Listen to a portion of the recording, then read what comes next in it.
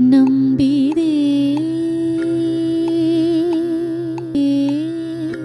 ನಿನ್ನ ನಾದ ದೇವತೆ ಅಭಿಮಾನ ತಳಿದ ತಾಯಿ ಭಾರತಿಯೇ ನಂಬಿದೆ ನಿನ್ನ ನಾದ ದೇವತೆ ಅಭಿಮಾನ ತಳಿದ ತಾಯಿ ಭಾರತಿಯೇ ನಂಬಿದೆ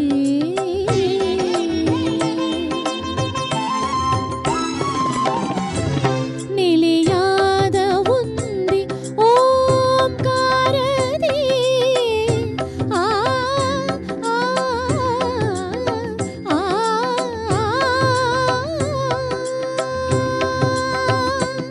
ನೆಲೆಯಾದ ಒಂದೇ ಓಂಕಾರದೇ ಲಯವಾಗಿ ಹೋದೆ ನೀ ಶಾರದೆ ನಂಬಿದೆ ನಿನ್ನ ನಾದ ದೇವತೆ ಅಭಿಮಾನ ತಳೆದ ತಾಯಿ ಭಾರತಿಯೇ ನಂಬಿದೆ. ಈ ಹಾಡು ಮಾಡುವಾಗ ಒಂದು ರಾಗ ಸೃಷ್ಟಿಯಾಗಿದ್ದು, ಪೂರ್ವ ಕಲ್ಯಾಣಿ ರಾಗ ಸೃಷ್ಟಿಯಾಗಿದ್ದು ಈ ಚಿತ್ರದ ಮೂಲಕ. ಇದು ದೊಡ್ಡ ಕೊಡುಗೆ. ಒಂದು ರಾಗ ಸೃಷ್ಟಿ ಮಾಡುವಷ್ಟು ಒಂದು ಚಿತ್ರರಂಗಕ್ಕೆ ಅಂದ್ರೆ ಅಂತ ಸಿನಿಮಾ ಸಂಗೀತ ಅಂದ್ರ ಎಲ್ಲೋ ಒಂದ್ ರೀತಿಯ ಮಡಿವಂತಿಕೆಯಲ್ಲಿ ನೋಡುವಂತ ಜನರಿಗೆ ಇದೊಂದು ಉತ್ತರ. ಯಾವ ಕಾರಣಕ್ಕೂ ಅಂದ್ರೆ ಅದನ್ನ ಸಂಯೋಜನೆ ಮಾಡಿದವರೇ ಮಹಾನುಭಾವರು.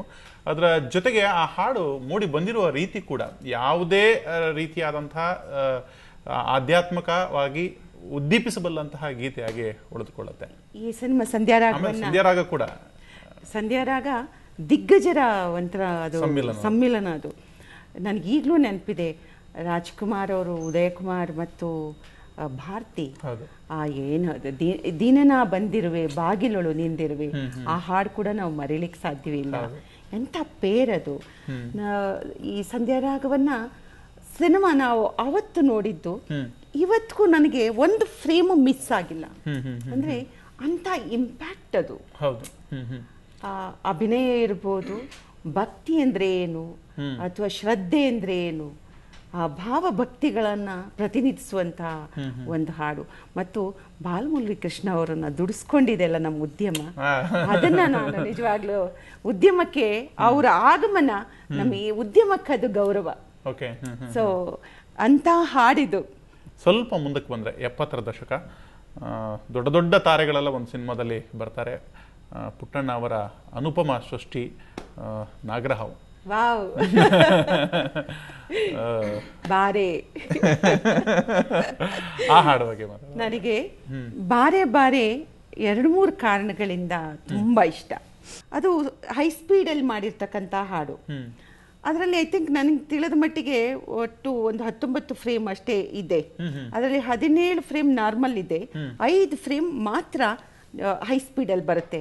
ಆ ಹೈ ಸ್ಪೀಡಲ್ಲಿ ಬರುವಂಥದ್ದು ನಿರ್ಗಮಿಸುವಂಥದ್ದೆಲ್ಲವೂ ಆರತಿ. ಇಂಥ ಬ್ಯೂಟಿಫುಲ್ ಆಗಿ ಆ ಆರತಿ ಯಕ್ಷಲೋಕದಿಂದ ಬಂದಿರ್ತಕ್ಕಂಥ ಆ ಉದ್ದ ಜಡೆಯನ್ನು ಬಿಟ್ಟು ಆ ಹೈ ಸ್ಪೀಡಲ್ಲಿ ಆಕೆ ಬರ್ತಾ ಇದ್ರೆ ಆ ಸ್ಕ್ರೀನು ವಾವ್, ಒಂದು ಹೆಣ್ಣು ಹೀಗಿರ್ಬೇಕು ಅಂತ ನಮ್ಗನ್ಸುತ್ತೆ. ಈಕೆ ಇವನ ಬದುಕಿನಿಂದ ನಿರ್ಗಮಿಸ್ತಾಳಲ್ಲ ಅನ್ನುವಂತ ಒಂದು ವೇದನೆ ಪ್ರತಿ ನೋಡುಗರ ಮನಸ್ಸಿನಲ್ಲಿ ಬರ್ತಾ ಹೋಗುತ್ತೆ. ವಿಷ್ಣುವರ್ಧನ್ ಎಂತ ಸುಂದರಾಂಗ, ಅದ್ಭುತವಾದಂತ ಎಂಟ್ರಿ.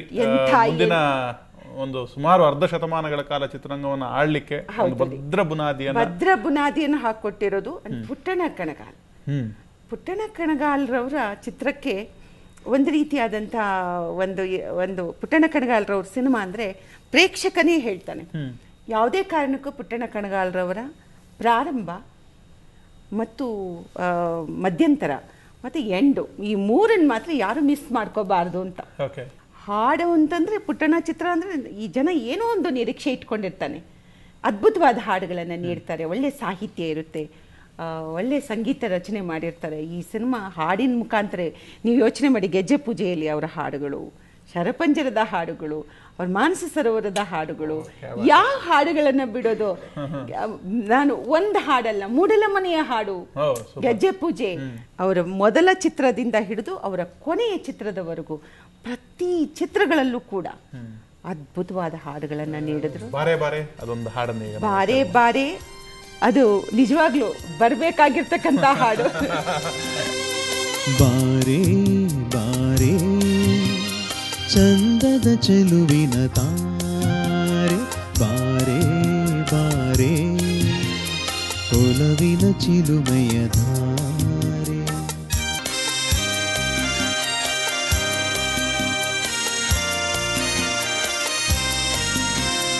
ಕಣ್ಣಿನ ಸನ್ನೆಯ ಸ್ವಾಗತ ಮರೆಯಲಾರೆ, ಚೆಂದುಟಿ ಮೇಲಿನ ಹೂನಗೆ ಮರೆಯಲಾರೆ.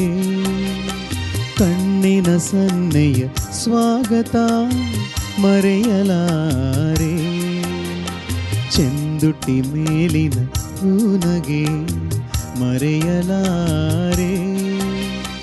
ಅಂದದ ಹೆಣ್ಣಿನ ನಾಚಿಕೆ ಮರೆಯಲಾರೆ, ಮೌನ ಗೌರಿಯ ಮೋಹದ ಕೈ ಬಿಡಲಾರೆ.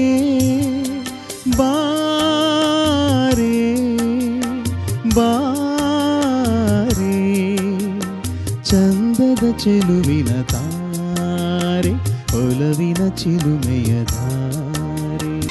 ಬಾರೆ ಬಾರೆ ಚಂದದ ಚೆಲುವಿನ ತಾರೆ, ಬಾರೆ ಬಾರೆ ಒಲವಿನ ಚಿಲುಮೆಯ ಧಾರೆ.